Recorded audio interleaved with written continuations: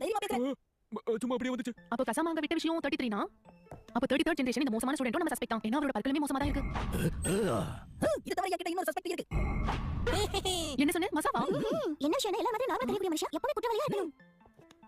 எனக்கு ஒரு விஷயம் நல்லாவே தெரியும். கசாமா மேல நேத்து தாக்குதல் நடந்திருக்கு. பாவம் கசாமா அவன் பாதிக்கப்பட்டு நமக்காக ஆதாரத்தை கொடுத்திருக்கான்.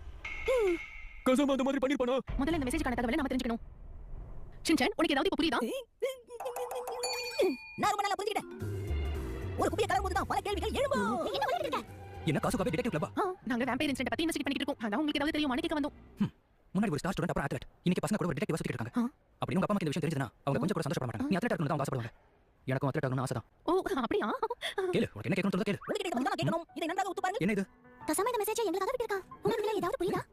33. இதை சொல்றதுக்கு தான் இவ்வளவு நேரம் யோசிச்சா? இவன் நம்பர் 1 ஸ்டூடண்ட். சரி வாங்க நம்ம 2 ஸ்டூடண்ட் கிட்ட கேட்போம். அகேகா. என்னால சால்வ் பண்ண முடியாத ப்ராப்ளம் எதுவும் கிடையாது. என்ன இது? என்னது? உங்களுக்கு கல்பிட் யாருக்கு தெரியுமா? இப்போ அதுக்கு என்ன அவசரம்? முதல்ல இங்க கிளம்புங்க. நாளைக்கு வந்து பாருங்க. நாளைக்கு நமக்கு இங்க ஏதாவது துப்பு கடிச்சாலும் கிடைக்கலாம். அப்ப நாளைக்கு பார்க்கலாம். கண்டிப்பா பார்க்கலாம்.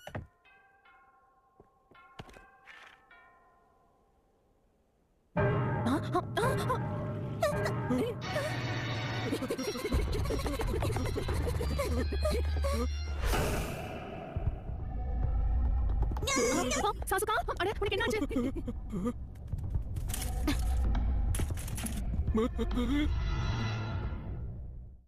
Game zone.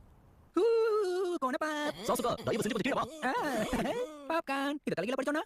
கோனப்பா சாசுகா பாட்டு வாசிக்கிற புரியுதா? என்ன பண்ணி தெரியல. கோனப்பா இந்த மாதிரி யாராவது செய்வாங்களா? எங்க இருக்கு இது? நாங்க செஞ்சது. சாக்லேட் கேக் நானும் செய்யணும்.